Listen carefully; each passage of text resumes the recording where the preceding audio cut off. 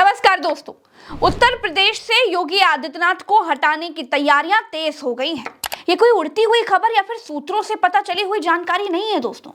जिस विधायक दल के नेता योगी चुने गए हैं, उसी विधायक दल के विधायकों ने अब ये बात खुलकर कहना शुरू कर दिया है कि योगी अब उत्तर प्रदेश की सत्ता छोड़ दें।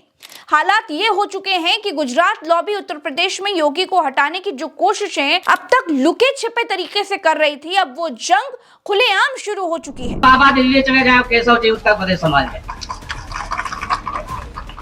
अनिश्चित मेरे मन में जो आता है वो पूरा भी होता है साथियों। ये दिन एक दिन जरूर आएगा, आप देख लीजिएगा, इतिहास गवाह बनेगा। और सबसे बड़ी बात दोस्तों, योगी से गद्दी छोड़ने की बात कहलवाई किससे जा रही है? एक दलित विधायक से। जी हाँ, वही दलित समाज जिसने 2024 में संविधान के नाम पर मोदी को बैसाखी पर ला दिया।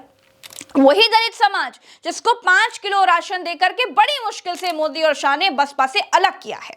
वही दलित समाज जिसको साधने के लिए उत्तर प्रदेश में प्रदेश अध्यक्ष दलित समाज से बनाने की बातें चल रही हैं। दोस्तों, मैसेज और साजिश दोनों बड़ी हैं।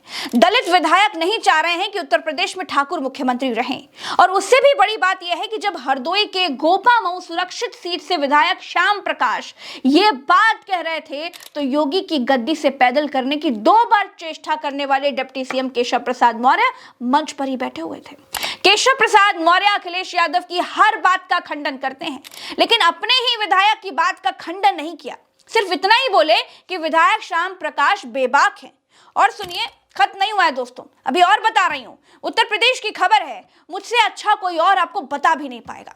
और आगे भाजपा विधायक ने क्या कहा, वो ये चाहते हैं कि योगी की जगह केशव प्रसाद मौर्य उत्तर प्रदेश संभाले। सुनिए। मैं तो चाहता हूं, तो केशव जी केवल मौर्य समाज के ही नेता नहीं है। केशव जी पूरे प्रदेश और पूरे देश के लाखों लोगों के दिलों पर राज करने वाले नेता हैं। अब हमारे तो मन में एक बात आती, कहो तो कह दें, हम तो चाहते हैं कि बाबा दिल्ली चले जाए, केशव जी उत्तर प्रदेश संभाल जाए। दोस्तों, आप यकीन मानिए, यूपी बिहार नहीं है, और यूपी में बहुत बड़ी खिचड़ी पक रही है।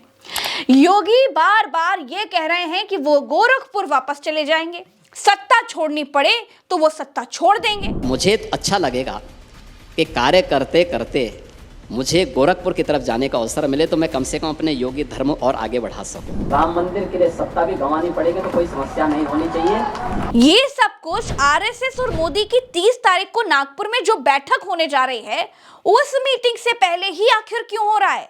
योगी छोड़ने की बात करते हैं और उनके ही विधायक उनको सत्ता से हटाने की बात करते हैं। डेप्यूटी सीएम केशव प्रसाद मौर्य खुद को सीएम पद का हकदार तो पहले से ही मानकर बैठे हैं।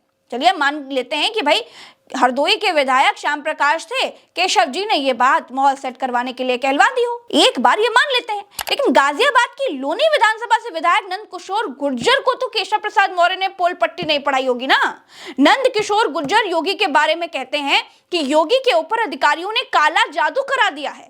यानी वो कहना चाहते हैं कि योगी से उत्तर प्रदेश संभाले नहीं संभल रहा है, अधिकारियों ने मुख्यमंत्री की कुर्सी हाईजैक कर रखी है। अनुप्रिया पटेल के पति और योगी की कैबिनेट के मंत्री आशीष पटेल कुछ दिन पहले योगी आदित्यनाथ के खिलाफ मोर्चा खोले हुए थे। अनुप्रिया पटेल खुद योगी राज से खुश नहीं है, और तो और ओम प्रकाश राजभर के कार्यकर्ताओं को योगी की पुलिस ने पीटा तो भयंकर तकरार भी देखने को मिली। संजय निषाद भी योगी आदित्यनाथ से खुश नहीं है। गाजियाबाद से लेकर हरदोई, हरदोई से पूर्वांचल, हर जगह से योगी आदित्यनाथ के विरोध में सुर बड़े होते जा रहे हैं। नंद किशोर गुर्जर शाह की तारीफ करते हैं। वो कहते हैं कि रोहिंग्या की पहचान के लिए शाह ने बहुत बढ़िया काम किया, लेकिन योगी को कहते हैं कि उनके ऊपर अधिकारियों ने काला जादू करा दिया है। एक बात पर आप गौर करेंगे तो आप पाएंगे कि भाजपा की आदत में अंग्रेजों वाली फूट डालो और राज करो वाली नीति रही है।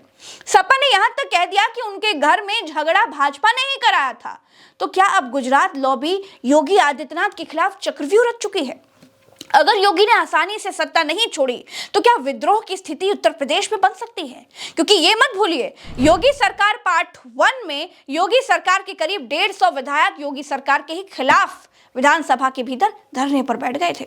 योगी के विधायक ही योगी के खिलाफ ही विद्रोह कर दें और योगी को अपना नेता मानने से इनकार कर दें तो इसमें कोई हैरानी नहीं होगी। लेकिन भाजपा ऐसी स्थिति जल्दी आने देगी, ऐसा मुझे नहीं लगता है, क्योंकि संघ योगी आदित्यनाथ को भाजपा का राष्ट्रीय अध्यक्ष बनाने पर काम कर रहा है।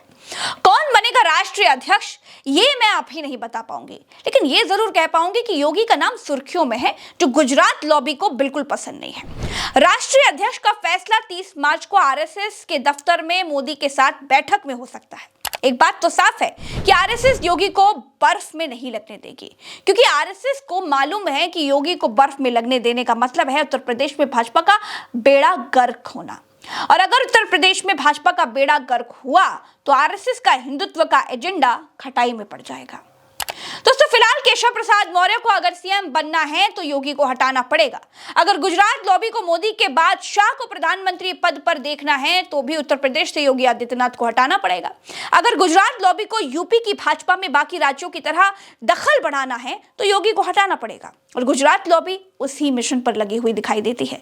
आज विधायकों ने योगी के खिलाफ बोलना शुरू किया है, कल को योगी के खिलाफ धरने पर भी बैठ सकते हैं। वैसी हालत में भाजपा के केंद्रीय नेतृत्व को कोई ना कोई डिसीजन तो लेना पड़ेगा। केंद्रीय नेतृत्व जो डिसीजन लेगा वो आपको भी मालूम है। एक और बात मैं बताती हूं, उस पर गौर जरूर कीजिएगा।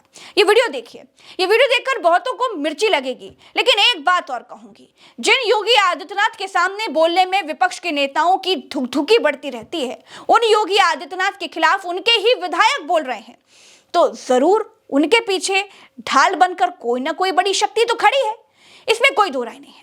तो उत्तर प्रदेश में क्या होगा? योगी आदित्यनाथ राष्ट्रीय अध्यक्ष बनेंगे या फिर वापस मठ जाएंगे, या फिर योगी आदित्यनाथ उत्तर प्रदेश में भाजपा के ताबूत में आखिरी कील साबित होंगे, ये वक्त बताएगा। लेकिन एक बात और है जो खुल करके तो नहीं कहूंगी, बड़े विश्वास के साथ किसी नेता ने मुझसे एक बात कही है कि उत्तर प्रदेश में विपक्ष भी इसीलिए चुपचाप है क्योंकि उनको ये बात मालूम है कि आज नहीं तो कल दुश्मन दोस्त बनेंगे।